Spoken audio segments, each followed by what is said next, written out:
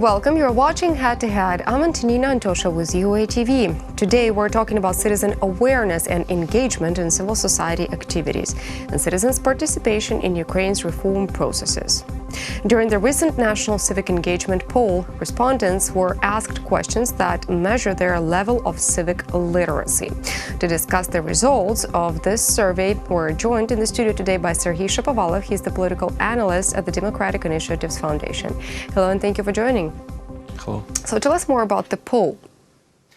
The poll was conducted in August. It was conducted following the standard methodology with a sample of 2,000 respondents. And this sample is representative for the whole population of Ukraine with a margin. Is that enough, 2,000 respondents for the whole population of Ukraine?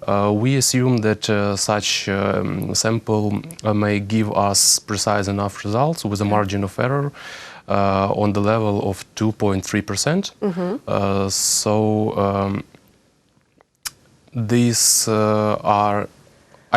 These numbers are precise on the level of plus or minus 2 and 3%. So how high is the level of civic literacy among Ukrainian residents? We ask our respondents more about their civil activities, and one of the first questions asked was, can you say that you are involved in some sort of civil activities? What kind of an answer do you usually get? We intentionally didn't state some certain types of activities. It was a self-estimation of the people, whether they are engaged or not engaged in that or those types of activities, and the numbers are. These numbers may sound disappointing, but only 7.5% of our people said that they are engaged in civil activities. 89% said that they are not engaged, and 4% said that it is difficult for them to define their status, whether they are active or not. Moreover, we asked our respondents about whether they are members of some sort of civil society organizations or not, and the numbers are the same. 90% of people said that they are not involved in any type of organization, be it NGO or political party or even religious organization. Is there a reason why so many Ukrainian residents are not involved in any social activities? Why are they so distant? The numbers may be confusing because when we say about our civil activists, everything that they are doing is widely pictured by our media, and this may create an impression that we have many civil society activists in our country. But in fact, these numbers show us the relation of this active part, which is publicly seen, to the whole population. And as we see, only 10% of people are actively engaged, but also this is a matter of self-estimation. For example, some people may give their money or other support to NGOs or other organizations, but at the same time they are not actively involved in their activities, and it is also their own estimation whether they are engaged or not in such way. While conducting the survey, did you interview people face-to-face? It was a face-to-face interview. Of course, it's not an interview which is conducted by phone. What is also interesting, I mentioned the possible ways to engage, to finance some organization or not being personally involved, but to help. the NGOs or other organizations, we have some sort of disappointing results here. We compare the figures received during this public opinion poll with the previous years, and we see the decrease of such engagement in civic activities. For example, we asked our respondents during the last year, did you give money or other material help to civil society organizations or other volunteer aims? You said that only 2,000 people took part in this survey. Now, does that number give a possibility to mark out what regions of Ukraine are mostly active in being engaged in social activities? Here are some differences in the regional dimension. The differences were expected, and we have more active people in the western region. 14% reported being socially active there, and the lowest number is on the south of our country, about 4%.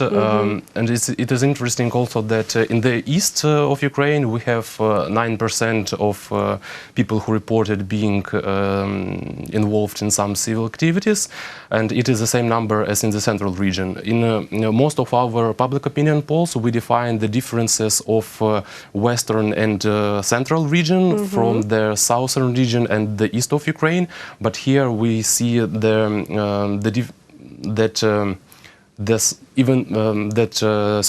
the south of Ukraine is an exception, and we are not sure about the reasons why.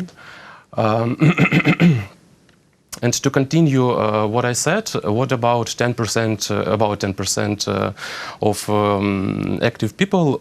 Whether it is enough or we need more active people, of course, everything is relative, as we all know. And when, for example, 2,000 people gather near Verkhovna Rada when an important law is going to be adopted, this may be a pressure on our officials, and their behavior may be changed. And this is an effective influence of the civil society on our powers. But these 2,000 people are only 0.9% of the entire population. So everything is relative, and even 10% of active people in the whole country sometimes is is enough to effectively control the actions of our rulers. One of the conclusions to your survey is that people in Ukraine feel impatient and want the reforms to already take root. How true is that? What about reforms also? And it is our hypothesis why people became less active compared to previous years. The newly elected president has about 70% of public trust, and after the elections, many people expect him to make reforms, and having such expectations, these people are themselves abstaining from politics, and they expect that newly elected parliament and newly elected president will make everything for them, and it is not necessary for people to control their government and to join civil activities,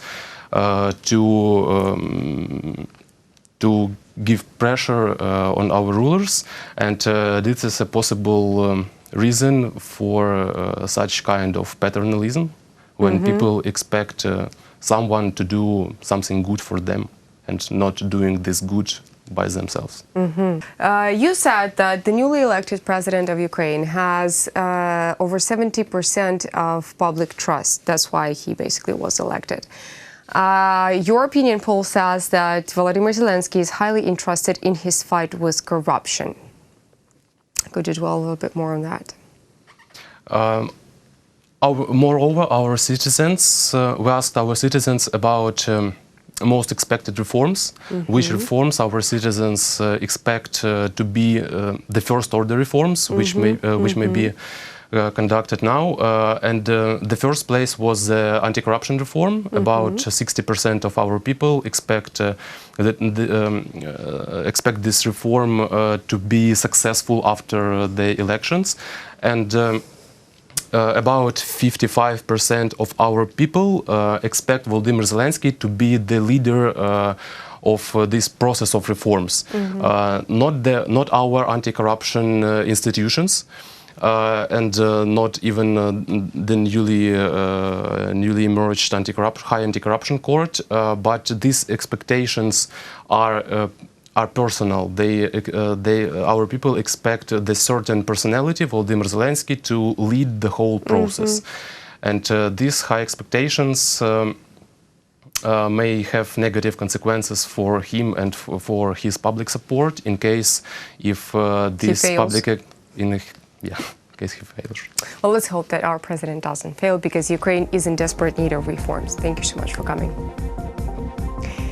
That was Serhii Shapovalov. He's the political analyst at the Democratic Initiatives Foundation. Thank you so much for watching Head to Head. Stay tuned with UATV for the rest.